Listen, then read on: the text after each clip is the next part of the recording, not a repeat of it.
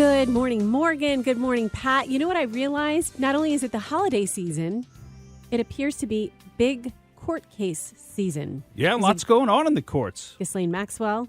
Yeah. The Duger pedophile case. Oh, yeah. And Jussie Smollett. And more. And more than those and are more, just three. Roxanne. We could just talk about court cases all day. And, of course, Morgan is an attorney, so you're the guy to hear from on all this. Well, at least I have an opinion, like pretty much everyone else. You know, you wouldn't even know about that Jillian case. I mean, if you really didn't pay attention. You wouldn't even know what her name was. You know, it's not anywhere. You can't find it anywhere. Ghislaine Maxwell, right?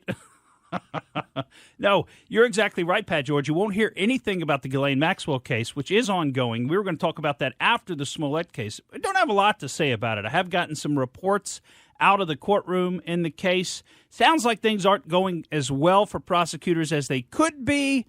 I don't know. I don't think, surely they're not trying to throw the trial. I mean, surely they wouldn't be doing that. Now, one interesting factoid did come out from the case, though, and we're now moving that in front of the Smollett case since we started talking about it. And that is the fact that Ghislaine Maxwell apparently believes that Jeffrey Epstein was murdered. Can you believe that? Can you believe that she would think that Epstein didn't kill himself? I can't. What is she, a conspiracy theorist?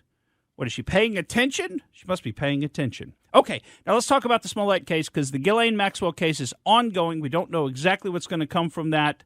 Some of us that have watched the Jeffrey Epstein saga for decades now would probably come to the conclusion that she ought to be convicted of something.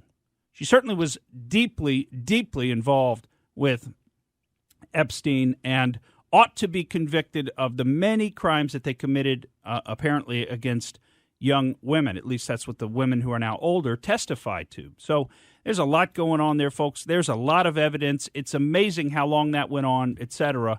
And we'll just see if any justice is done. You know, it's kind of like we told you about El Chapo's wife last week, and she got 3 years, in prison for money laundering.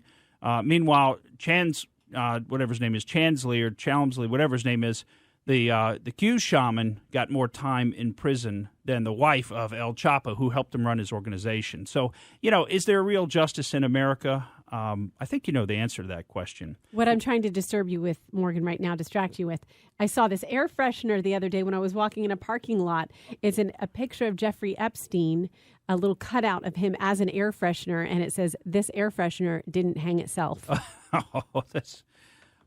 Very clever, very clever. We could probably come up with a whole line of products, right? Probably come, the Jeffrey Epstein ties, etc.